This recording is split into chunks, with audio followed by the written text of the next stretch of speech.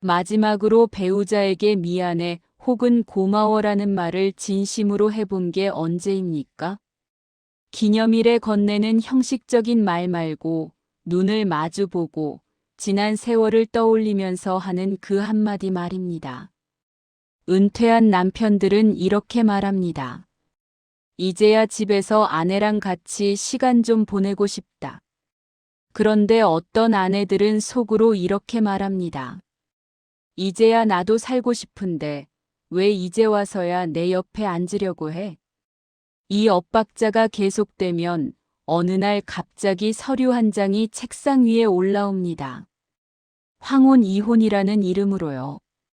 오늘 이 영상에서는 30년, 40년을 함께 살아온 부부가 왜 갑자기 헤어지게 되는지, 그리고 그것을 막을 수 있는 단 한마디가 무엇인지 말씀드리겠습니다. 안녕하세요. 인생 다시 보기입니다.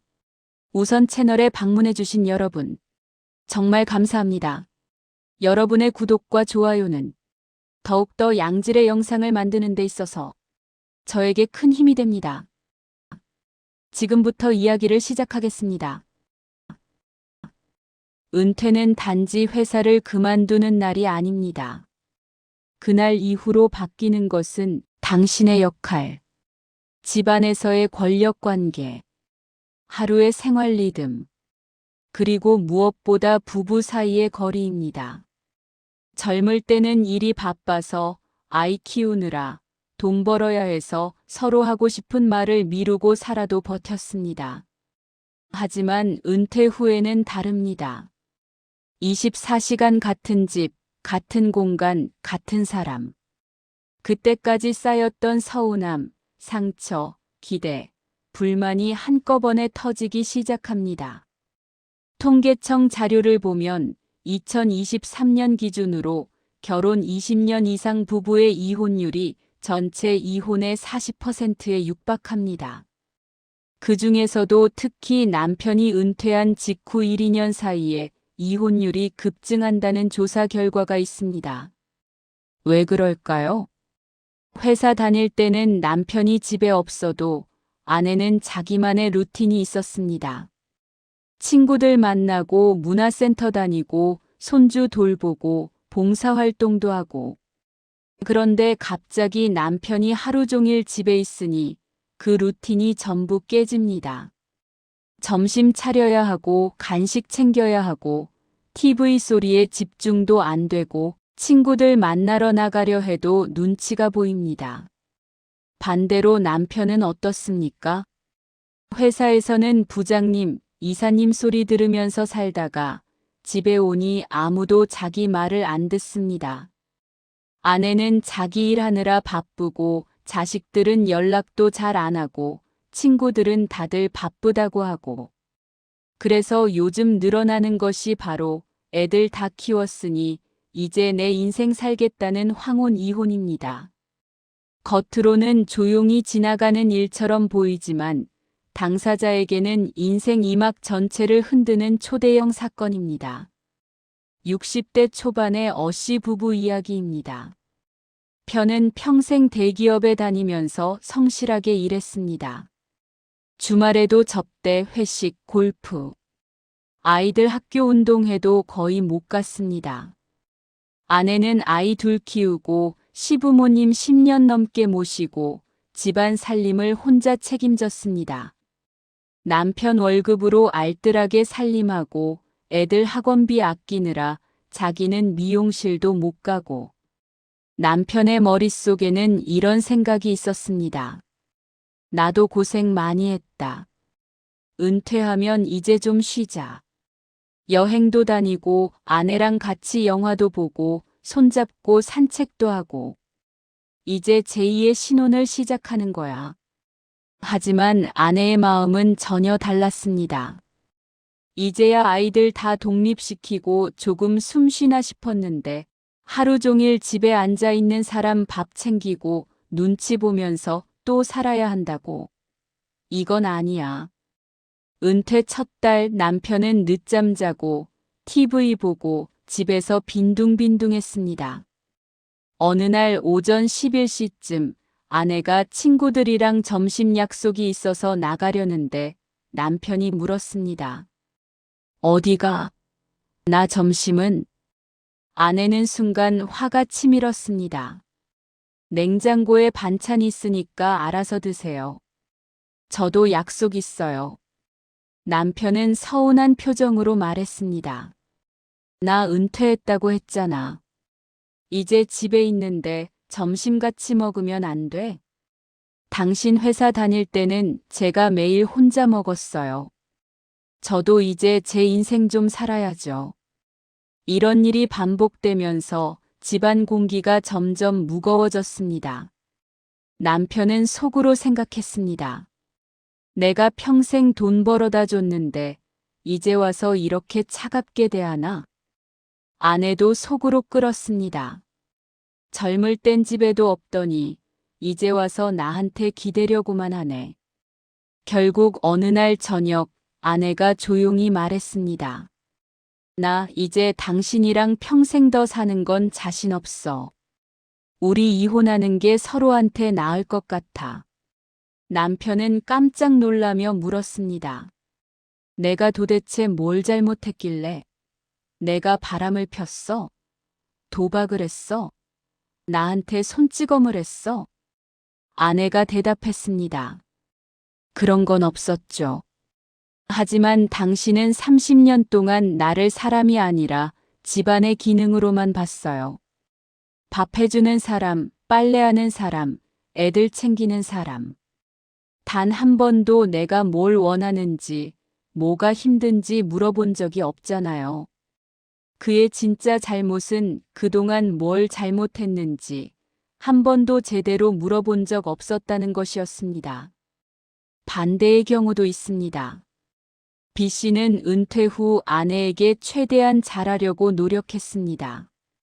집안일도 거들고 설거지도 하고 장도 같이 보러 다니고 심지어 아내가 좋아하는 드라마도 같이 보려고 애썼습니다.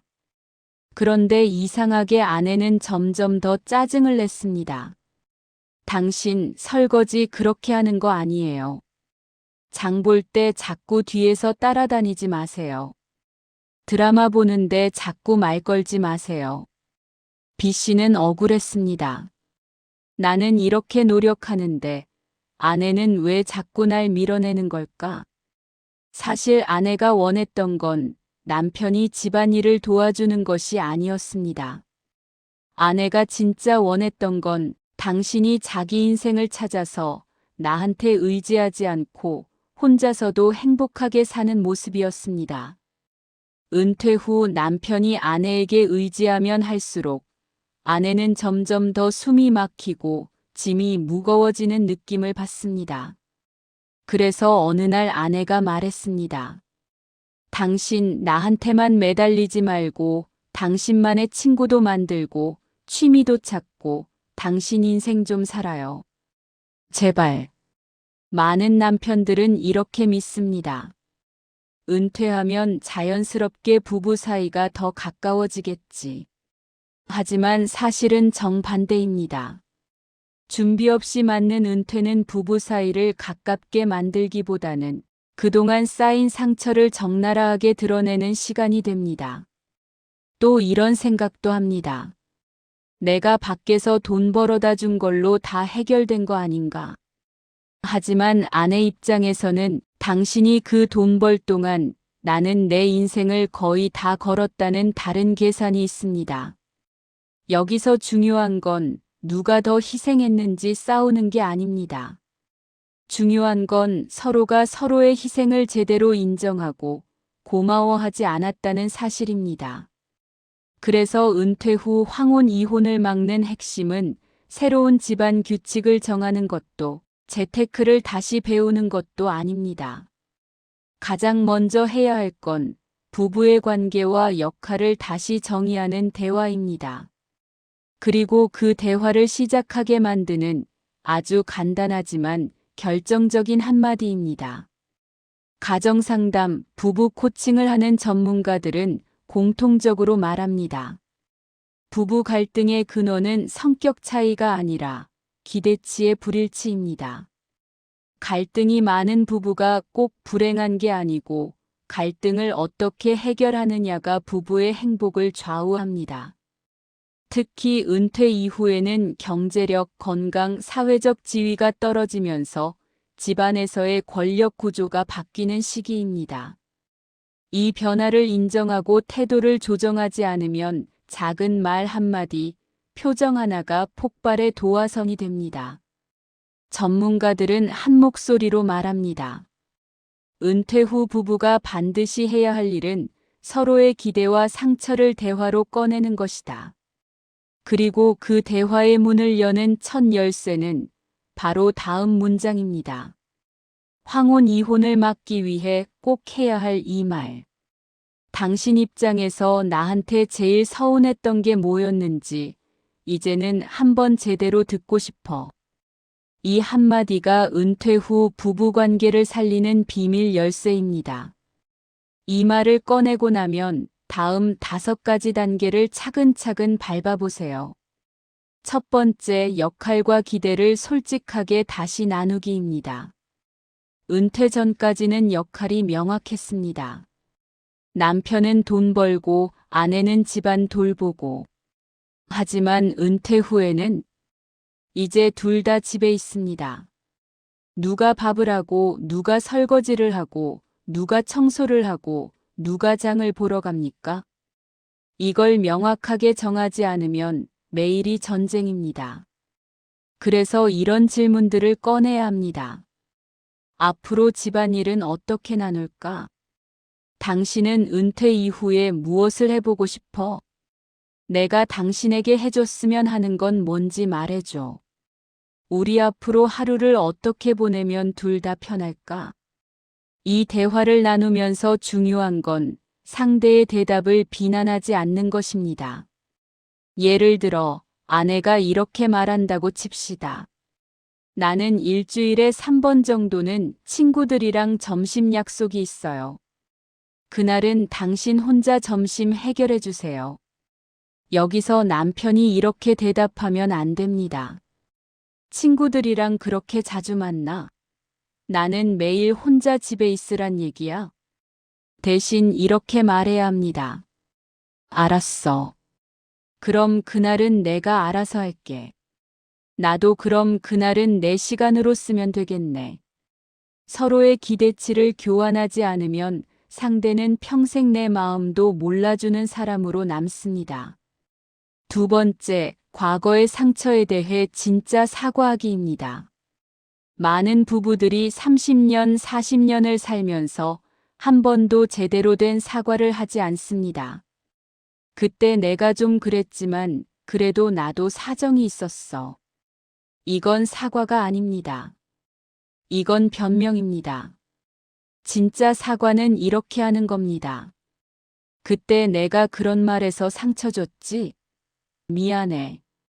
그 일은 아무렇지 않은 줄 알았는데 당신에겐 평생 잊히지 않는 일이었구나. 예를 들어볼까요? 20년 전 남편이 아내에게 이런 말을 한 적이 있습니다. 당신은 집에서 애들이랑 놀기만 하면 되니까 좋겠네. 나는 밖에서 얼마나 고생하는데. 그 말 한마디가 아내에게는 20년 동안 가슴에 못이 박혀 있었습니다. 은퇴 후 남편이 이 사실을 알고 사과합니다. 그때 내가 그런 말 했던 거 아직도 기억나? 그거 정말 미안해. 그땐 내가 너무 힘들어서 생각 없이 던진 말이었는데 당신이 얼마나 상처받았을지 이제야 알겠어. 진심으로 미안해. 여기서 중요한 포인트가 있습니다. 사과는 거래가 아닙니다. 사과했으니 이제 그만 잊어라가 아니라 당신이 용서할 때까지 기다릴게라는 태도가 필요합니다. 그리고 또 하나, 사과 뒤에 하지만 그래도를 붙이는 순간 그 사과는 무효가 됩니다. 미안해. 하지만 나도 그땐 너무 힘들었어. 이렇게 말하는 순간 상대는 결국 자기 변명만 하는구나라고 받아들입니다. 진짜 사과는 조건 없이, 이유 없이, 그냥 미안하다고 인정하는 것입니다. 세 번째, 고마웠던 일을 구체적으로 적어보기입니다. 많은 남편들이 이렇게 생각합니다. 고마운 건 당연히 알고 있지. 굳이 말로 해야 돼? 네, 말로 해야 합니다. 감사는 머릿속으로 생각하는 것이 아니라 입 밖으로 꺼낼 때 효력이 생깁니다. 그리고 여기서 중요한 건 추상적인 감사가 아니라 구체적인 감사입니다. 나쁜 예로는 당신 그동안 고생 많았어. 좋은 예는 이겁니다. 당신이 큰아이가 중학교 들어갈 때 학원비 부담되는데도 묵묵히 집에서 반찬 장사하면서 돈 벌었던 거, 그거 정말 고마웠어.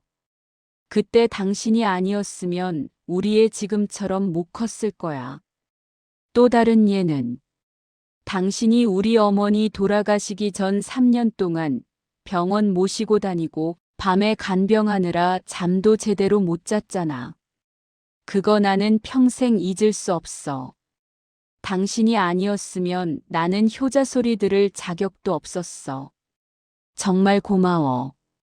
이렇게 구체적인 장면, 구체적인 행동을 떠올리면서 감사를 표현하면 상대방은 아, 이 사람이 진짜 내 고생을 알고 있구나라고 느낍니다. 한 가지 제안을 드리자면 감사 노트를 만들어 보세요. 일주일에 한 번씩 서로에게 고마웠던 일 하나씩을 메모지에 적어서 교환하는 겁니다. 크고 거창한 일이 아니어도 됩니다.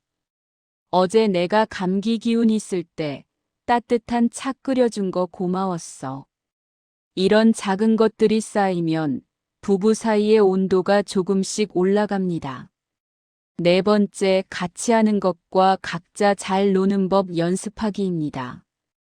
은퇴 후 부부가 24시간 붙어 있으면 서로에게 질식할 것 같은 느낌을 줍니다. 건강한 부부 관계는 적당히 같이 있고 적당히 떨어져 있는 것입니다. 그래서 이렇게 해보세요. 부부가 함께 할 취미 하나. 각자가 혼자 즐길 취미 하나씩을 만들어 보세요. 예를 들어, 함께 하는 취미로 주말마다 등산 가기, 요리 교실 다니기, 탁구 배우기. 남편의 혼자만의 취미는 사진 촬영, 목공예, 낚시. 아내의 혼자만의 취미는 수영, 요가, 독서 모임. 이렇게 하면 둘이만 있어 답답한 집이 아니라 같이 있어도 떨어져 있어도 편안한 집이 됩니다. 의존만 하는 관계는 서로에게 점점 짐이 되기 쉽습니다. 그래서 은퇴 후 부부에게 필요한 건 당신이 없어도 나는 즐겁게 살 수 있지만 당신이 있으면 더 행복해. 이런 마음입니다. 다섯 번째, 싸우지 않기로 서로 약속할 말 정하기입니다. 부부 싸움에도 절대 넘으면 안 되는 선이 있습니다. 특히 이것만은 하지 않기로 합의하세요. 첫째, 서로를 비교하는 말. 옆집 남편은 은퇴하고도 일자리 찾아서 돈 벌어오던데 당신은 뭐 하는 거야? 친구 아내는 남편한테 그렇게 잔소리 안 하던데 당신은 왜 맨날 그래? 이런 비교는 독약입니다. 둘째, 상대 집안이나 부모님을 끌어들이는 말. 당신이 그러는 거 보니까 당신 아버지 닮았네. 역시 당신 집안 식구들이 다 그렇지. 이건 부부 싸움이 아니라 가문 싸움으로 번집니다. 셋째, 상대의 학력, 능력, 외모를 깎아내리는 말. 당신이 공부 좀 했으면 우리 인생이 이 모양이겠어? 당신 나이에 그 몸매로 어디 나가겠어? 이건 부부 사이의 판도라의 상자입니다. 한번 열면 다시 닫기 어렵습니다. 대신 이렇게 말해보세요. 나는 이 부분이 힘들어. 당신이 이렇게 말하면 내가 이런 기분이 들어. 상대를 공격하는 말이 아니라 내 감정을 설명하는 말로 바꾸는 연습이 필요합니다. 은퇴는 일이 끝나는 시점이 아니라 관계의 민낯이 드러나는 시점입니다. 젊을 때는 그래도 애들 때문에 버틴다. 돈 때문에 버틴다라는 이유라도 있었습니다. 하지만 60, 70대의 부부에게 남는 건 결국 이 사람이랑 평생 더 같이 있고 싶은가? 입니다. 우리가 배우자를 선택했다는 것은 그 사람의 장점과 능력만 선택한 것이 아닙니다. 그 사람의 습관, 그 사람의 가족, 그 사람의 부족함과 상처까지 모두 함께 선택한 것입니다. 그래서 은퇴 이후의 사랑은 젊을 때처럼 뜨거운 사랑이 아니라 있는 그대로 봐주면서도 서로를 조금씩 더 편하게 만들어주는 기술에 가깝습니다.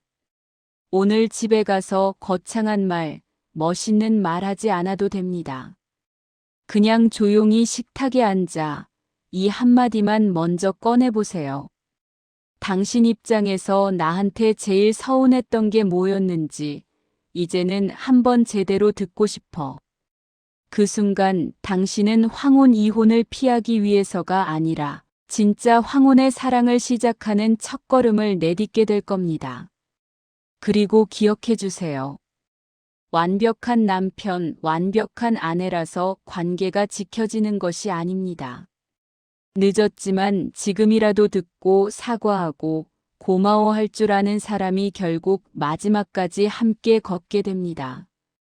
당신에게는 아직 그 말을 꺼낼 수 있는 시간이 남아 있습니다. 오늘 그 시간을 한번 잡아보시겠습니까? 더 많은 정보와 이야기를 원하신다면 구독과 좋아요 부탁드립니다.